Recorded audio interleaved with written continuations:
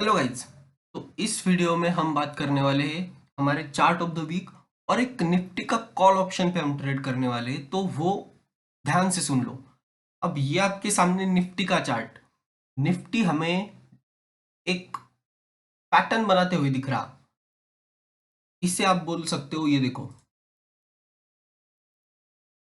ये left shoulder, head and right shoulder. अब क्या निफ्टी इसके नीचे ब्रेकआउट देगा? ये कंडीशन है। और ये कंडीशन के साथ साथ यहाँ पे हमें दिख रहा है एक स्ट्रॉन्ग सपोर्ट। अब निफ्टी ने क्या किया, यहां सपोर्ट लेके ऊपर भागा, फिर नीचे आता है, यहां सपोर्ट लेके ऊपर जाता है, फिर अभी वो लेवल को टेस्ट कर रहा है। तो यहां आने के बाद अगर आपको इसमें कुछ भी पॉजिटिव निफ्टी में नजर आता है तो क्या करना है? एक तो यहाँ पे सपोर्ट मिलने के बहुत ज्यादा चांसेस है, वो है 17,615 के आसपास।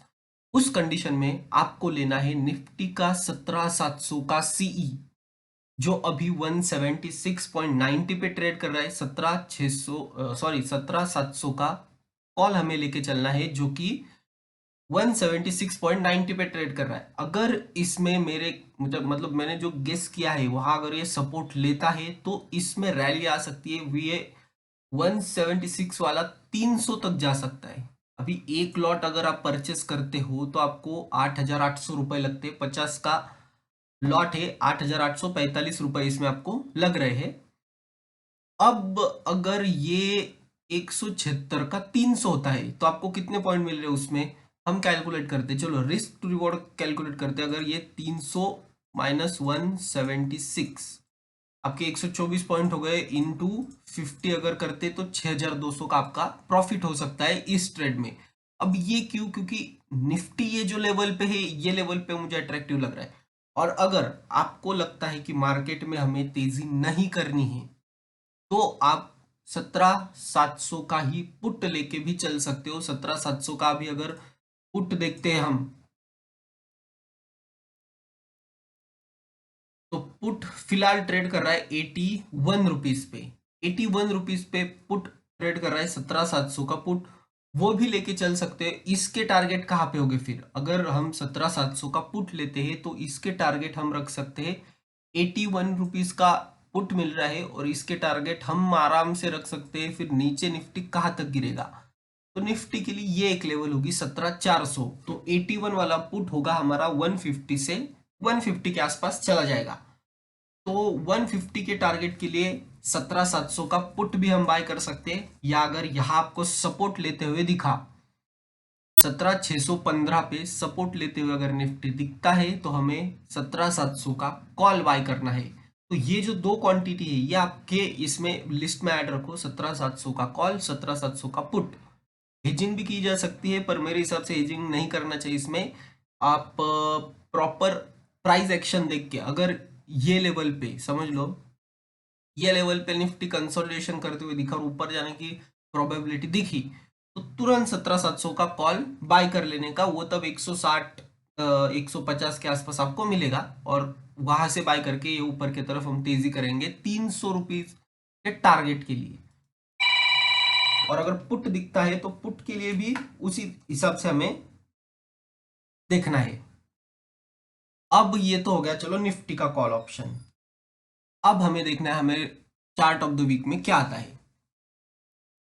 तो निफ्टी में हमें डाउन ट्रेंड दिख रहा है। डाउन ट्रेंड, मार्केट में पैनिक, सब चीजें हो रही है।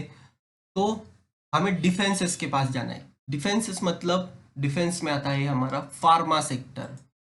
फार्मा सेक्टर में भी वीकनेस आपको दिखाई दे रही है, पर ये वीकनेस आपको यहाँ से सपोर्ट का भी काम करते हुए भी दिखेगी। वो कैसे? देखो, ये जो लेवल है, ये लेवल ये सपोर्ट की तरह act करेगा अभी। तो 13,300 के नीचे फार्मा इंडेक्स नहीं जाना चाहिए। और ये लेवल से सपोर्ट अगर आता है तो डिफेंस शेयर्स में हमें खरीदारी करनी है निफ्टी को छोड़ के। डिफेंस में सबसे बढ़िया शेयर होगा फार्मा सेक्टर से डिवीज लैब। डिवीज लैब क्यों? डिवीज लैब में देख सकते हो आप एक पैटर्न बनते जा रहा है, और यहाँ पे भी इसने लिया है सपोर्ट।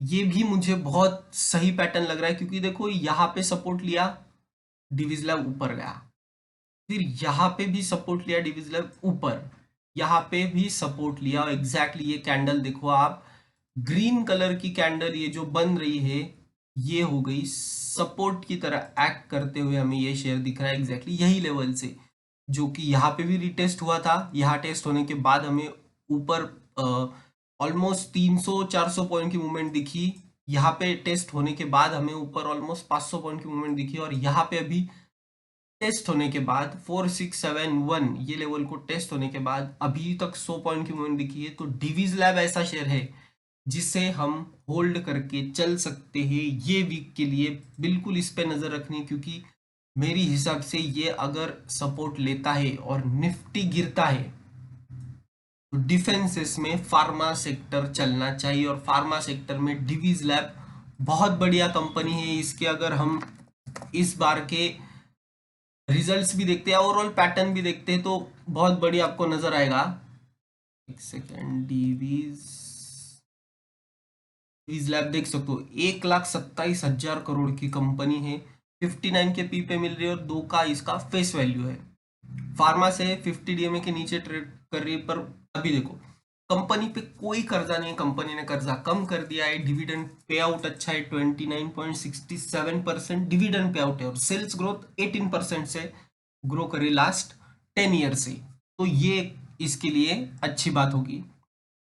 सेल्स हमें इनलाइन दिख रहे हैं 1700-1900, मतलब इंक्रीज में ही दिख रहे, 1700 के ऊपर दिख रहा है। ऑपरेटिंग प्रॉफिट देख सकते हो आप 600, 700, 800 के ही रेंज में दिखने को मिल रहा है, और टीटीएम बेसिस पे 3,000 करोड़ का प्रॉफिट हमें यहाँ पे देखने मिल रहा है। कैश फ्लोज कंपनी के पास बहुत बढ़िया पॉजिटिव ऑलमोस्ट 2,000 करोड़ के cash flows, net cash flows important होते हैं, और वो है ऑलमोस्ट 2,000 करोड़ के, जो कि बहुत बढ़िया फिगर है। और अभी अगर कंपनी ने कर्जा कम किया है, देख सकते हो 96 डेज से 88 डेज पे आ गया कर्जा, तो कंपनी ने ये कम किया है।